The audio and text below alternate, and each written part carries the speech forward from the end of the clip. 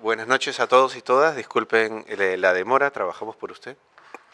Esta es la mesa Experiencias de Investigación-Creación organizada por el Departamento de Artes Escénicas y esta noche tendremos las conferencias de José Manuel Lázaro titulada Los faroles de Yuyachkani, simientes para creación e investigación de la dramaturgia colectiva, y la conferencia de Fernando Castro, titulada Compañía de Teatro Físico, una propuesta pedagógica y artística desde el cuerpo para el cuerpo.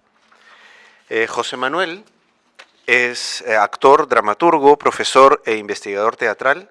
Tiene estudios superiores de posgrado, hizo la maestría y el doctorado en la Escola de Comunicações y Artes de la Universidad de São Paulo, ECA USP, en Brasil, y también trabajó como profesor e investigador en el Instituto de Artes da Universidade Estadual Paulista, en São Paulo también, en Brasil, y actualmente trabaja como profesor asociado aquí de la PUC, del Departamento de Artes Escénicas. En este momento, además, está realizando un postdoctorado con el profesor Jorge Dubati en la Universidad de Buenos Aires.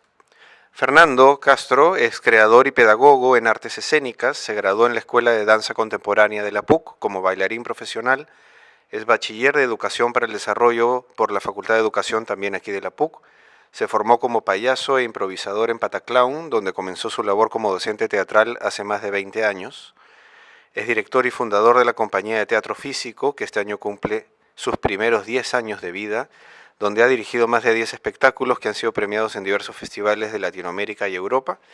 La película de una de sus obras, Los Regalos, será estrenada el próximo año en coproducción con Jorge Carmona y actualmente es estudiante de la Maestría de Artes Escénicas de la PUC. Muchas gracias a ambos y empezamos con José Manuel. Disfruten. Muchas gracias, buenas noches a todos, gracias por estar aquí.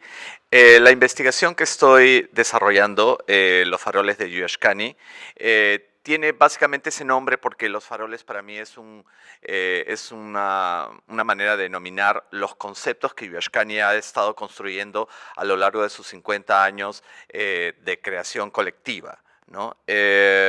Y también yo los llamo faroles de manera metafórica y en el trabajo los voy a llamar un poco estaciones conceptuales de creación.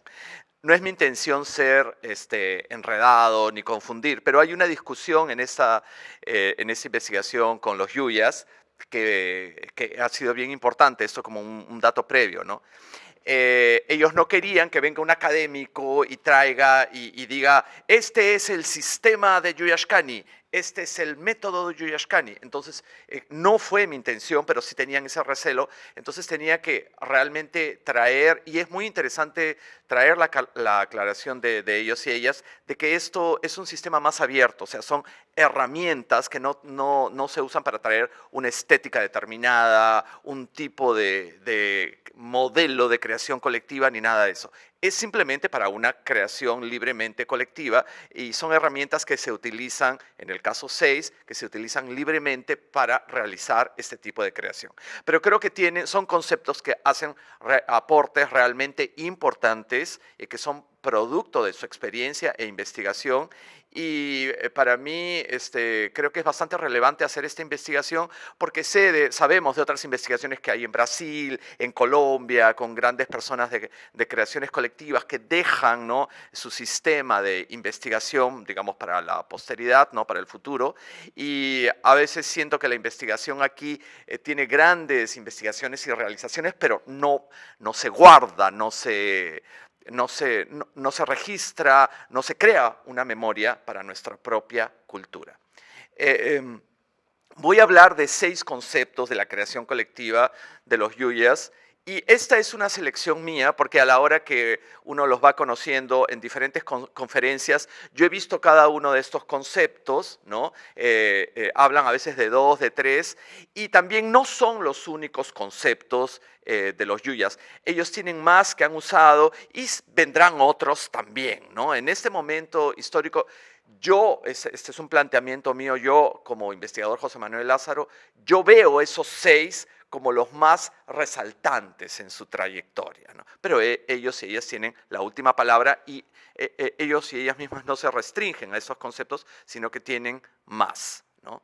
Estos seis conceptos son acumulación sensible, memoria compartida, postproducción, desmontaje, eslabones, momentos crea y recrea. Y estos conceptos han ido apareciendo a lo largo de su proceso histórico. Entonces tienen que ver con la vivencia por determinadas, inclusive décadas, experiencias, crisis, etcétera y tal, y también absorción de conceptos que internacionalmente ellos han visto y que ellos asimilan para su propio sistema de trabajo. Hablando del primer concepto, acumulación sensible, digamos que tiene dos maneras de abordar. Los yuyas en algún momento en los años 70 estaban con el modelo del grupo en donde todos tenían que aprender todo, todos tenían que hacer todo, ¿no? Para evitar cuestiones de jerarquía y tal. Esto trajo una crisis interna ya cuando estaban entrando a los años 80 bien interesante, diciendo realmente es muy pesado que todos siempre tengan que hacer aprenderlo de todos y ¿por qué no hay la posibilidad de cierta individualidad que absorba gustos particulares?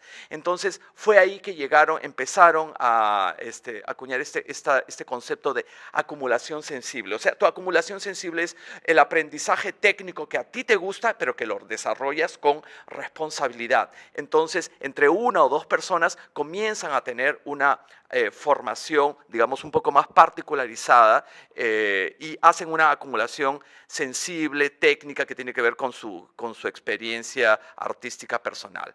Por ejemplo, Ana tiene toda una experiencia con el uso de los objetos, el actor y la actriz en el espacio.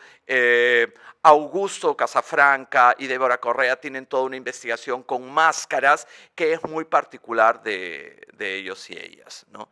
Eso por mencionar algunos ejemplos. Y hay otra manera de encarar la acumulación sensible que es muy interesante, que tiene que ver con tu identidad, ¿no? Es decir, toda aquella experiencia social, todo aquello que eres, ¿no? Tu experiencia histórica, personal, social, en dónde eres, qué momento de la historia has vivido, cómo trabajas tu percepción social, no es algo anecdótico, sino que es algo que usas realmente para tu creación. Ahí ya salimos de una percepción puramente técnica. Entonces, todo este material humano que tienes, personal, social e histórico, es muy importante para tu creación y es parte de tu acumulación sensible. Un segundo concepto que está muy relacionado con la acumulación sensible es justamente la memoria compartida. Y la memoria compartida es, como dice el nombre, el momento en que esta acumulación sensible que tú tienes, este desarrollo técnico o alguna experiencia que tengas, la compartes por el grupo, ya sin que sea un deber de que todos tienen que hacer todo, pero sí hacen laboratorios internos, experiencias de entrenamiento, o ya sea por algún montaje y alguna investigación que tienen, en donde esta acumulación sensible de algún aspecto creativo que cada uno o cada una ha desarrollado, lo comparte con el grupo, ¿no? Entonces, es un momento en donde todos absorben lo que una persona ha estudiado. Entonces, no hay una, digamos, indiferencia en esa acumulación sensible de, bueno, yo tengo mi técnica, yo sé lo que yo sé, ya está. Hay una responsabilidad, hay un segundo momento en donde cada uno de estos actores y actrices del grupo tiene un poco, es responsable por transmitir en la medida de las posibilidades a todo el grupo ese saber. Entonces no se queda conglomerado o estacionado en una sola persona. Hay un momento en que eso tiene que ser compartido libremente, ¿no? Entonces eso es un momento de memoria compartida. Y un segundo tipo de memoria compartida son simplemente experiencias que ellos han tenido en creaciones colectivas que han sido marcantes, en donde han tenido, sí, no es una acumulación sensible individual, sino que han tenido realmente experiencias de investigación colectivas, grupales, y que los han dejado marcados y marcadas a todos, ¿no? Hay muchos ejemplos, pero puedo citar rápidamente dos.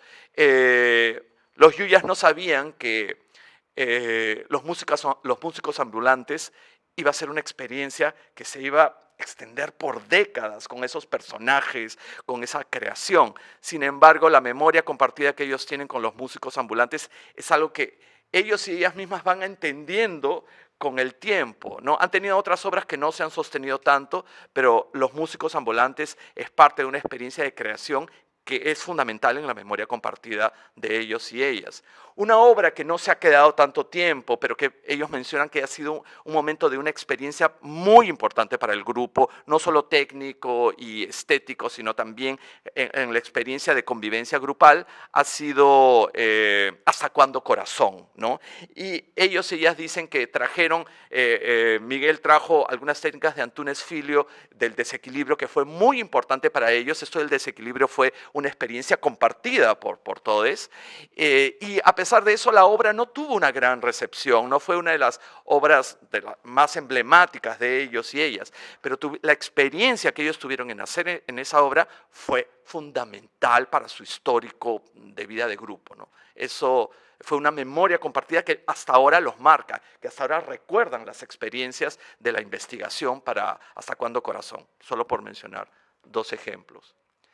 Ya yendo para finales de los 90 y entrando al siglo XXI, ya empiezan a traer conceptos que han ido absorbiendo, muy importantes, que están rondando alrededor. Entonces ya comienzan a traer una contemporaneidad importante. Una de ellas es la postproducción. La postproducción es cuando empiezas a utilizar elementos de otras obras de tu repertorio para obras posteriores. Es, digamos, como una autocitación. Escoges personajes, textos, un momento musical que está de la obra tal, de esta obra tal, y lo llevas para un nuevo espectáculo. O sea, reutilizas materiales anteriores. Es como una autocitación. Eso es lo que llaman de postproducción, y ya habían visto que lo usaban Elodín y diferentes grupos en Colombia también ya los estaban usando, y es un concepto que ha salido mucho, ¿no? Esto lo podemos ver, o sea, hay varias obras en donde utilizan esto, pero lo podemos ver en Concierto Olvido, ¿no? Concierto Olvido es una obra con muchos materiales anteriores de ellos y ellas, de otras obras, y es una obra construida postproductivamente, por decirlo así. Y hay que remarcar que no cualquier grupo puede hacer una postproducción, o sea, se espera que no. Es un grupo que tiene que tener una madurez, un repertorio sólido como para tener buen material para postproducir en obras posteriores. Sí, es una reflexión que ellos y ellas traen. El cuarto concepto es el desmontaje. El desmontaje es algo que ya estaba apareciendo mucho en los años 90 y se fortaleció comenzando el siglo XX. El desmontaje es un segundo montaje que viene después del montaje. Siempre cuando haces la creación colectiva te ubicas y te encaminas hacia un montaje específico que va a traer toda una estructura de creación y la terminas en un momento. El desmontaje, que comenzó como demostraciones o conferencias, fue adquiriendo tal fuerza que se fue convirtiendo en otro tipo de montaje, prácticamente un montaje paralelo, ¿no? Obviamente posterior al montaje. Entonces, ellos y ellas empezaban a crear un montaje y un desmontaje que hablara del montaje, ¿no? Un ejemplo de eso es Antígona, por ejemplo, ¿no? Antígona tiene el montaje, Antígona tiene el desmontaje, y son prácticamente dos espectáculos ya construidos, ¿no? Ellos hacen la metáfora, por ejemplo, con una máquina, con un motor. En las entrevistas que les hice me lo cuentan así.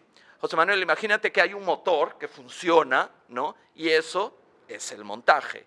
Ahora imagínate que paramos el motor y sacamos todas las piezas y mostramos una por una y vemos su forma, de dónde salió esa pieza, por qué la construimos, y después lo volvemos a armar, pero mostramos el motor desarmado. Eso es el desmontaje, ¿no? Y cada una tiene un valor conceptual y estético, ¿no? Es un ejemplo interesante que ellos y ellas traen. Eslabones es un quinto concepto, uno de los más contemporáneos, ¿sí? Es ya de los últimos 15, 20 años, donde llegan ya a una madurez de creación realmente dramatúrgica para la creación colectiva. Y estos eslabones simplemente son momentos, son estructuras, podríamos llamarlas de escenas, pero ellos le llaman eslabones porque no tiene una linearidad narrativa, no tiene una consecuencia de este es el comienzo, son estructuras que ellos montan y unen con una línea, con una lógica de línea dramatúrgica simbólica interna. Pero ellos tienen partes, eslabones que ya son consumados, trabajados, investigados. Y cada eslabón es casi un mini universo bastante importante y bastante retrabajado. Y para terminar, los eslabones se fueron convirtiendo en dos tipos. Hubo dos maneras de hacer estos eslabones. Ellos le llaman eslabones o momentos crea y recrea. Los momentos o los eslabones crea son estas estructuras que ya están estructuradas, marcadas, realizadas, con las cuales hacen el montaje.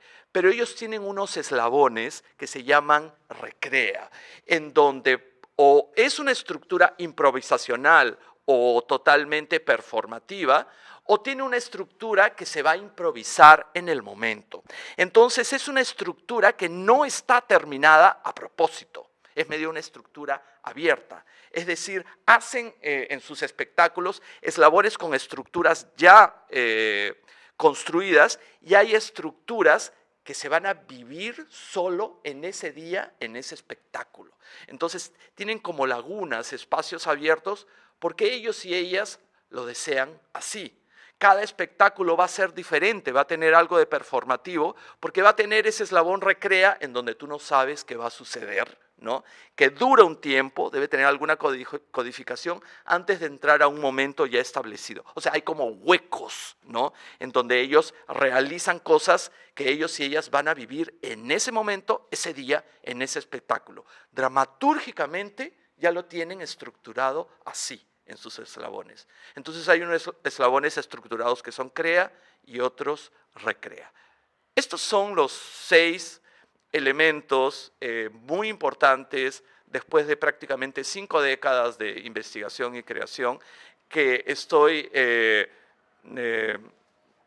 elaborando, trabajando a través de las entrevistas que les he hecho y las referencias que ellos traen para hablar de la creación colectiva del grupo Yuyashkani. Solo para terminar, creo que esta investigación habla de un estudio con una enorme experiencia de un grupo peruano.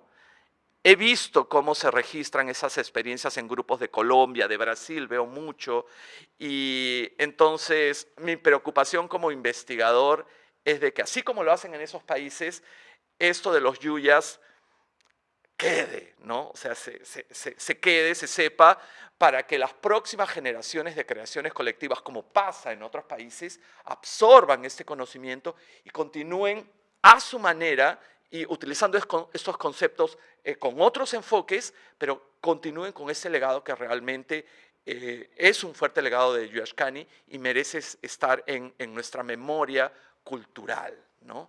Es esto. Muchas gracias. Muchas gracias, José Manuel.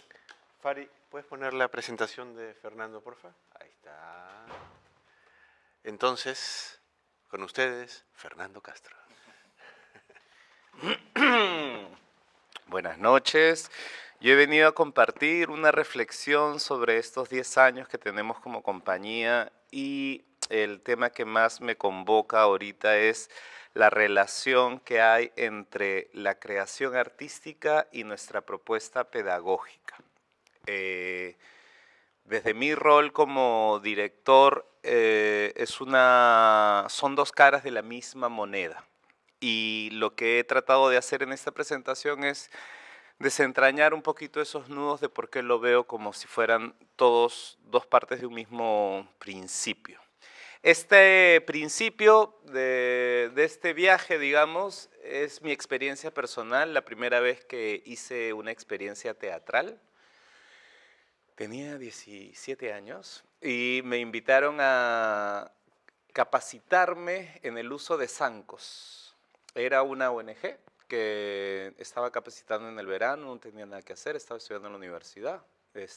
Y me invitaron a capacitarme haciendo zancos, me acuerdo que era en Chorrillos, nos íbamos los fines de semana a hacer zancos en arena, y al final del taller nos preguntaron si queríamos replicar ese taller con adolescentes de Villa El Salvador.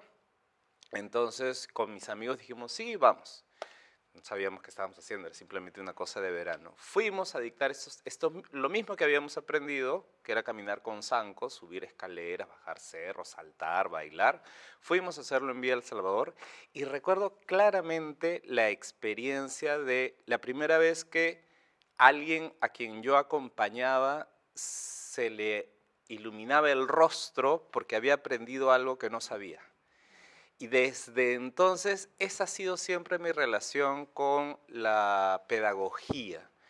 Yo recuerdo esta iluminación de acompañar a alguien descubriendo algo a través de su cuerpo que de alguna manera tenía un sentido que trascendía su experiencia cotidiana.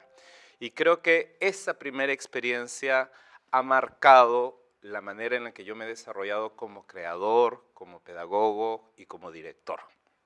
Por eso me pareció importante traer esa primera experiencia. La creación de la compañía de teatro físico fue hace 10 años, la fundamos 3 compañeros, Eduardo Cardoso, Diego Sakurai y yo, Fernando Castro, y desde un principio lo que queríamos hacer era, ¿qué era esto? Ah, es un video. ¿Puedes ponerlo, por favor? Este es ¿puedes bajarle el volumen? Este es el primer espectáculo que hizo la compañía de teatro físico. Fue una investigación alrededor del clown y la danza contemporánea. Yo acababa de graduarme en la escuela de danza, al mismo tiempo me había formado como payaso y durante 1 año y medio hicimos una investigación, invitamos bailarines de danza contemporánea, invitamos payasos y clowns y hicimos este espectáculo que era alrededor del amor. Fue la primera vez que empezamos con un proceso que incluye 2 de los procesos que me acompañan a mí en la creación artística.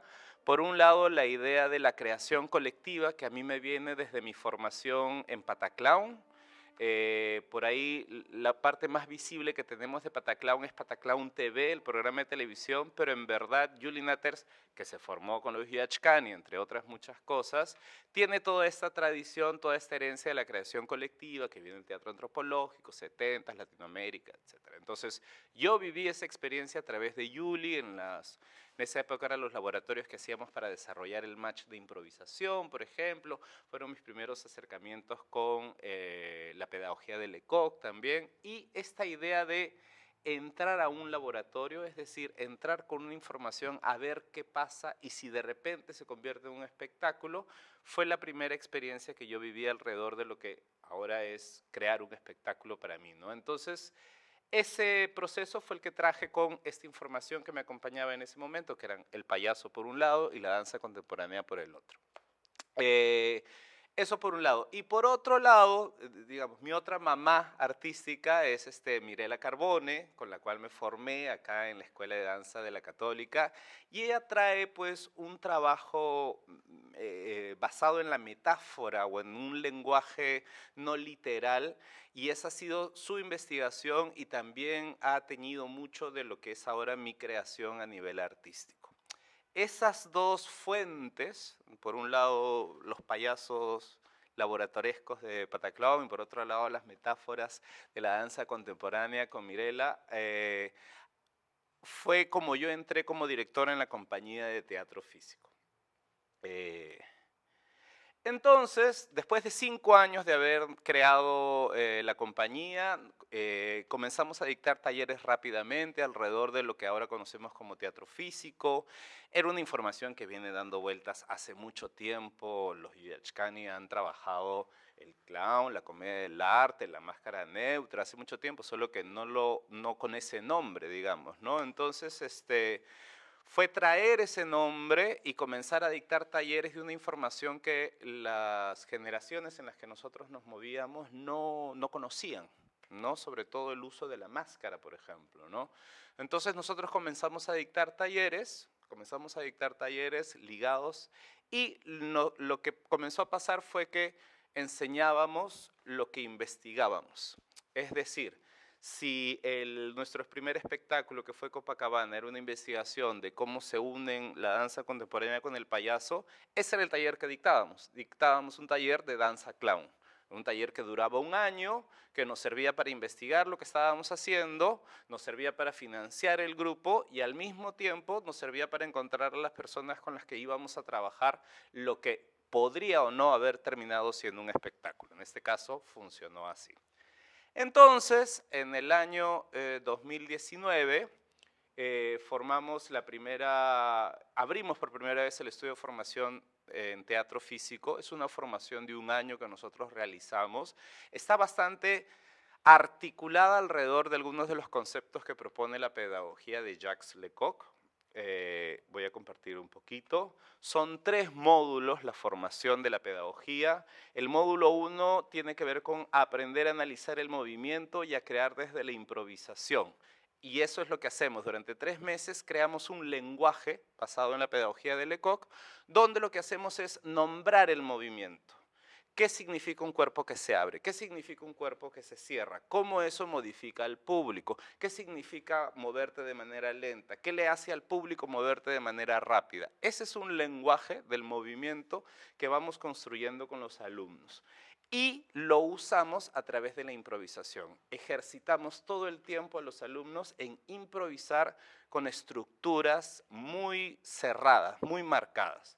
Los temas son los 20 movimientos, son una secuencia de movimientos de la pedagogía de Lecoq, los 4 elementos, el agua, la tierra, el fuego, los 7 tonos, la rosa de los esfuerzos, que es un análisis del tono muscular, la máscara neutra, que es este catalizador de toda esta información, es una herramienta pedagógica, y acompañado de un entrenamiento en principios de acrobacia y malabares, que tienen como objetivo desarrollar la precisión tanto, ¿cómo se dice? Coordinación ojo-mano gruesa y, ¿cómo se dice? Fina. Eso. Ese es el primer módulo. El segundo módulo es una especie de cambio, es un giro, no es una progresión, sino más bien es un salto. Tiene que ver con aprender a analizar los lenguajes escénicos y a reconocer y ejercitar sus impulsos de creación. Utilizamos las tradiciones populares que plantea Lecoq, que son la comedia del arte, la tragedia, el melodrama, los clowns y los bufones, todos no en un sentido histórico, sino en un sentido de qué tipo de lenguaje construyen, qué tipo de relación genera esos lenguajes entre el escenario y el público, y comenzamos a empujar a los alumnos a descubrir cuáles son sus impulsos de creación dentro de estos espacios.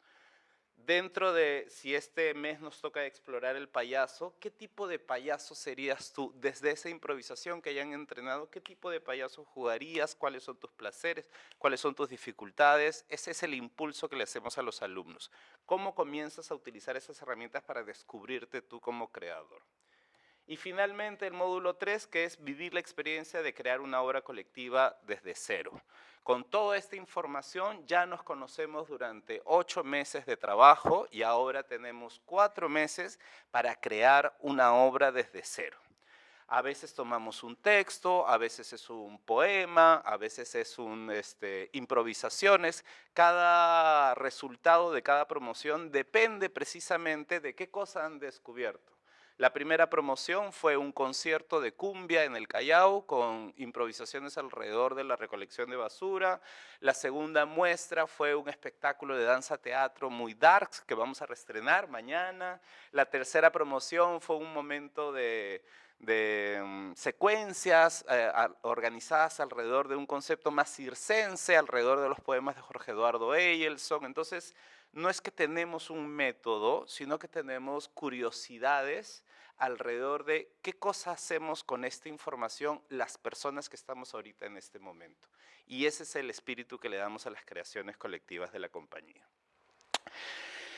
Después de crear hace 5 años el estudio de formación, bueno, paramos en la época de la pandemia como todo el mundo y comenzamos un siguiente nivel en esta pedagogía que es el programa de formación de docentes en teatro físico. Una vez que estas personas han terminado un año de formación, tienen la posibilidad de continuar otro año con nosotros donde se forman como docentes. Y en ese espacio estos docentes es mirar desde atrás este proceso pedagógico, se vuelven observadores del siguiente grupo. Ahora ven cómo estas personas atraviesan la información en las que ellos se formaron y además se desarrollan ciertas habilidades específicas, pero la idea sigue siendo la misma. ¿Cuál es tu forma de ser docente? ¿Cuál es tu placer? ¿Cuáles son tus intereses? Y finalmente, ¿por qué te interesa la docencia? ¿No? Entonces, este programa de formación de docentes tuvo 2 años de piloto, fue algo llamado muy cerrado, recién este año se abrió ya de manera pública una convocatoria, es solo para la gente que ya pasó por la formación de creadores en teatro físico y también se ha convertido en un espacio para comenzar a convocar a las personas interesadas de acuerdo a sus intereses en los diferentes proyectos que tiene la compañía también. Algunas personas las llamamos para acompañar procesos de creación, algunas personas las llamamos para acompañar procesos pedagógicos, porque vamos descubriendo por dónde van el interés de las personas.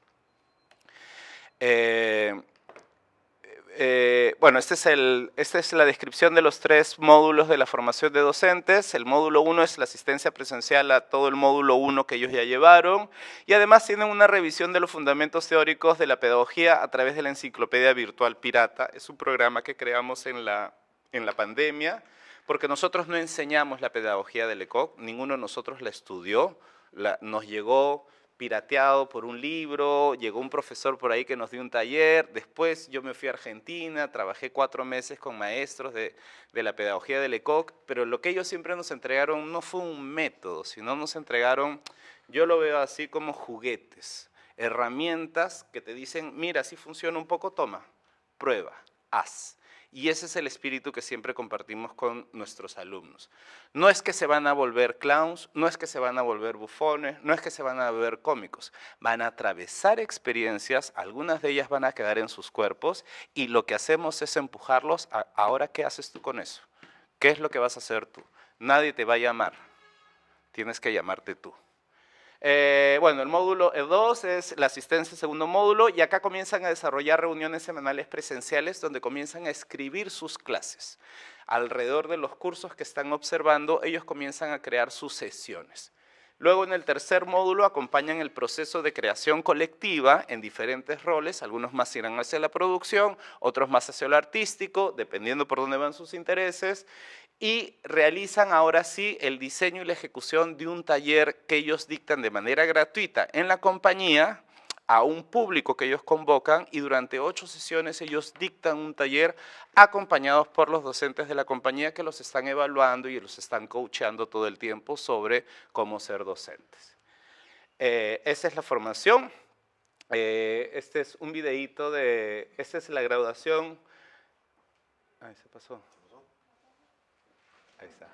Este es un videíto del taller de los últimos docentes de formación. Estas son las clases que dictan de manera gratuita en la compañía con un público que ellos mismos convocan. Y ahí estamos por ahí los profesores mirando cómo dan sus clases, acompañando, ahí, o mirando sus celulares también. Y bueno, finalmente, El Río es esta obra de creación colectiva que hicimos con los alumnos de la segunda formación de la compañía, que ha pasado por varios procesos y que ahora se va a reestrenar mañana. Puedes poner, por favor, el videíto. Es una obra de creación colectiva que lo particular y por lo que lo traigo es que una vez que ellos terminaron esta formación, y que se hizo la muestra de su espectáculo, ellos propusieron a nosotros continuar con el desarrollo de este espectáculo. Entonces nosotros dijimos, ok, si ustedes quieren hacer eso, ustedes se encargan de gestionarlo. Nosotros ponemos el nombre, ustedes financian el proyecto, se hacen cargo de la producción, de la comunicación, con nuestra supervisión evidentemente, pero esta es una producción que ellos están haciendo completamente de manera no libres, no solos, pero de manera autogestionaria, que es el último eslabón y que es lo que ahorita está en piloto también para nosotros, ¿no? Entonces, bueno, eso era lo que quería compartir.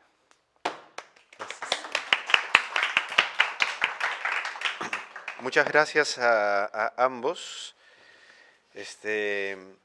Tenemos pues aquí que ambos de distintas maneras, ambas ponencias nos presentan una sistematización de caminos, ¿no? En el caso de José Manuel, un poco una sistematización de los caminos de creación del grupo Yuyachkani, y Fernando una sistematización de su propio camino con su grupo en la línea pedagógica, ¿no?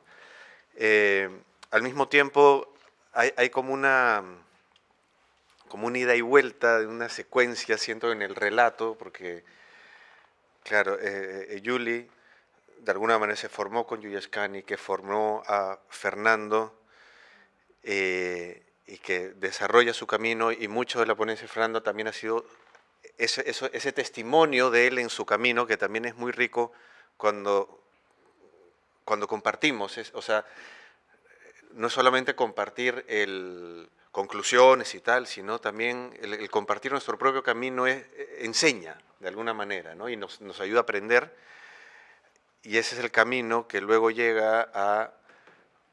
regresa a Yuyachkani con un camino de 50 años que también tiene un aprendizaje, porque ellos llegan también a estas terminologías así, porque de pronto aparece uno y uno le pone un nombre y empiezan a probar y los empiezan a usar, entonces, no sé, ahí se sienta hay como una continuidad de ida y vuelta hasta cierto punto.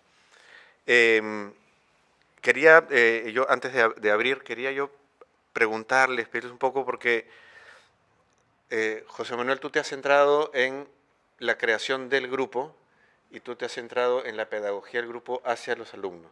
Sin embargo, también la compañía de teatro físico crea sus propios espectáculos, no con alumnos, sino del grupo, y Yuyachkani también, estos mismos conceptos también se transmiten en espacios pedagógicos. Entonces, yo sé que, digamos, no he sido el foco de ninguna de las dos ponencias, pero tal vez se podría hablar un poquito de ambas cosas en el caso de la creación y en el caso de cómo esto aparece en lo pedagógico, y también apareció en ambos el término, tú trajiste el término laboratorio, que tú no lo trajiste, pero es algo que Yuyachkani también utiliza de distintas maneras, ¿no? El laboratorio abierto es algo más bien más reciente, pero ya venían usando ese término. Entonces, si pudieran reflexionar un poco a partir de ese término también, esas cositas más, lo que les provoque, ¿no? Ya rompiste,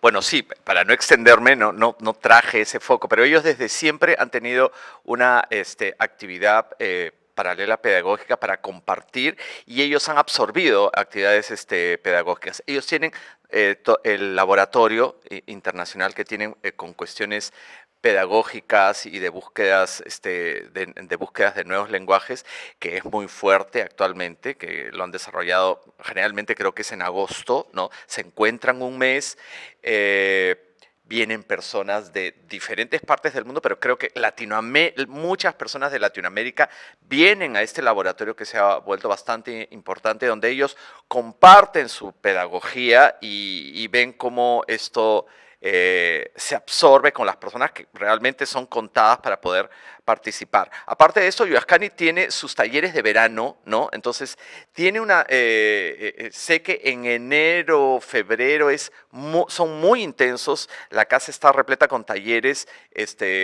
para adolescentes, para niños y de otros tipos también. Entonces, tienen bastante actividad pedagógica. Siempre, de alguna manera la tuvieron.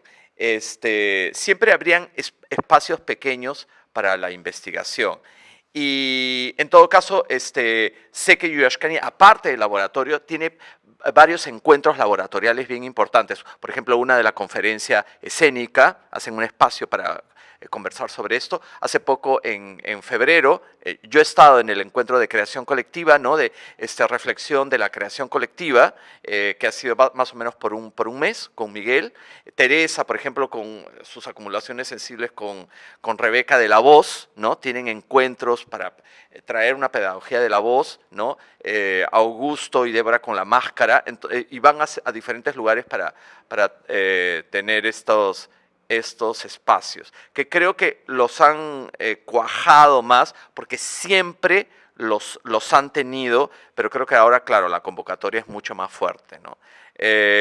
Y también ellos han absorbido durante décadas, han tenido estos encuentros pedagógicos en Colombia mucho, la influencia que tienen de Enrique Buenaventura, que han tenido con Enrique Buenaventura y Santiago García, para ellos es fundamental. Entonces, y también del teatro independiente de Argentina, y con Antonio Filho de Brasil. Entonces, ellos también han absorbido elementos pedagógicos, herramientas que han inserido para ellos, las han juntado en su propia experiencia y han creado su propia pedagogía, ¿no?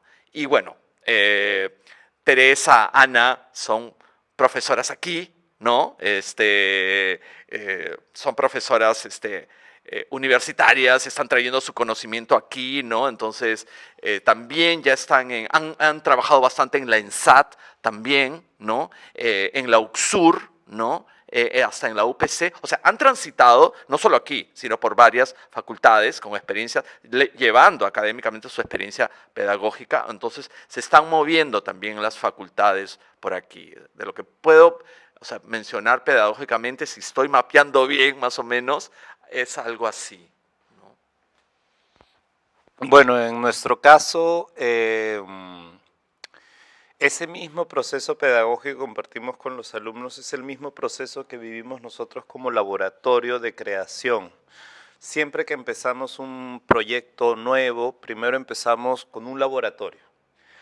Ahora que hay que pagar cuentas, digamos, y que hay compromisos ya con teatros y financiamientos, ya casi es obligatorio que salga una obra, ¿no? Lo cual también genera un poquito de ansiedad, pero el camino sigue siendo el mismo. Empezamos con una investigación de algo que no conocemos. Por ejemplo, en el caso de los regalos, nunca habíamos hecho una obra con máscaras completas y dijimos, ¿cómo será hacer una obra con máscaras completas? Hagamos un laboratorio, hicimos un laboratorio de máscara neutra, dictamos talleres de máscara neutra con la gente y eso, después del laboratorio, se convierte, pasamos a una segunda etapa que tiene que ver con el ensayo. ¿Es el laboratorio de ustedes tres como grupo? Depende. A veces es un laboratorio privado, a veces es un laboratorio compartido. Antes eran más compartidos, es decir, el mismo laboratorio de investigación de la obra era el mismo taller que dictábamos, ¿no? A veces tienen instancias paralelas, a veces es solo uno solo, ¿no es cierto? Por ejemplo, en el caso de Solo, que es la última obra que hemos hecho, el laboratorio fue de Diego colgándose, haciendo aéreos, que nunca en su vida había hecho nada de aéreos. Entonces empezó llevando el taller de acrobacias en el verano acá en la Católica 2 meses, nunca se había colgado. Después de eso, gracias a Iberescena, vino esta persona desde Costa Rica a capacitarlo a él y a los alumnos. Entramos en un proceso de laboratorio con ella, pero esa es una primera etapa, el laboratorio. Después viene lo que llamamos el ensayo, que es con esa información, con los temas que nos interesan, con esas propuestas de ideas, comenzamos a crear a través de estos dispositivos de improvisación material, escenas, qué sé yo. Paramos, siempre paramos, hay un momento donde decimos basta, a veces es una semana, a veces son 4 semanas, y de ahí con ese material recién entramos a la última etapa de montaje, que son 4 meses de, ok, con todo eso que hemos estado investigando, haciendo, ya escribir y cerrar una obra, ¿no? Entonces, ese mismo proceso que compartimos con los alumnos es el mismo proceso que atravesamos nosotros para crear. Nuestros procesos duran entre 1 y 2 años para crear una obra. Es la manera en la que empezamos trabajando y nos funciona muy bien y es la manera en la que seguimos. Entonces tenemos 4 meses de montaje, pero ya hemos tenido entre 8 y 12 meses de estar dándole la vuelta y la vuelta y la vuelta a lo que íbamos a hacer, ¿no? Buenísimo, gracias. No sé si alguien tiene alguna pregunta, comentario, queja, no sé lo que diga. ¿No? ¿Nadie? Aprovechen. ¿Quién da más? No, porque para que te escuchen de la transmisión.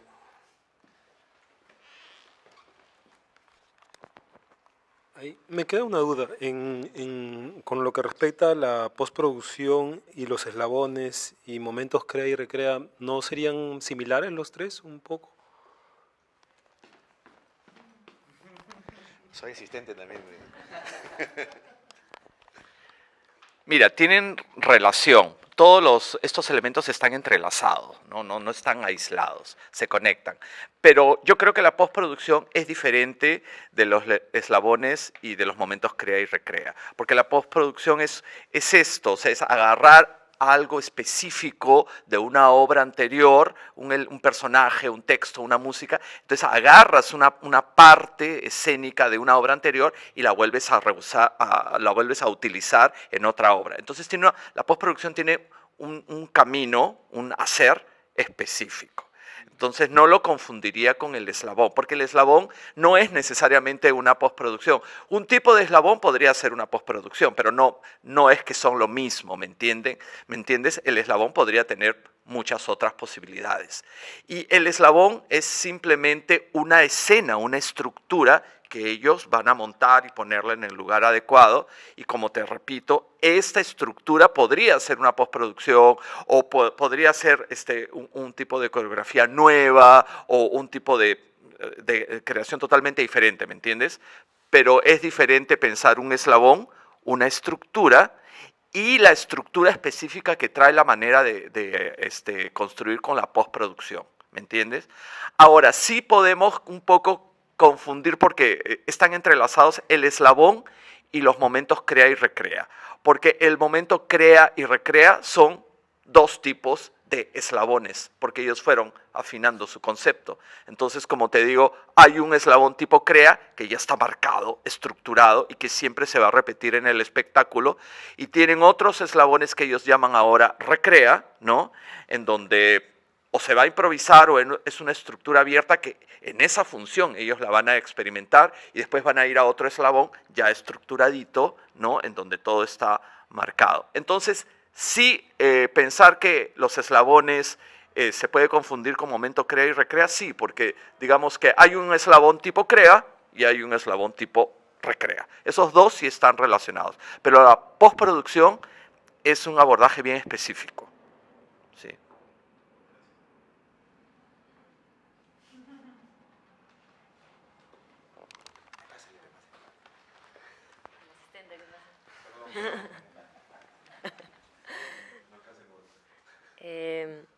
Yo quería preguntarles a ustedes qué es lo que han encontrado en la creación colectiva o cuál es uno de los, digamos, propulsores que tienen para mantenerse tanto Yuyashkani y la compañía de teatro físico para hacer como creación colectiva y mantenerse. O sea, me quedo pensando un poco en todo este trabajo. O sea, sabemos que hacer teatro independiente nunca ha sido fácil y sin embargo lo seguimos haciendo, ¿no? Y creo que es porque en el camino de quienes creamos vamos encontrando como apuestas, recompensas, cosas que se sienten rico, y quería que ustedes puedan como decirnos, ¿no? Como qué es lo que más lo creen que es esa chispa o que han encontrado, que les devuelve en todo caso la sociedad o estos encuentros. Sí, eso.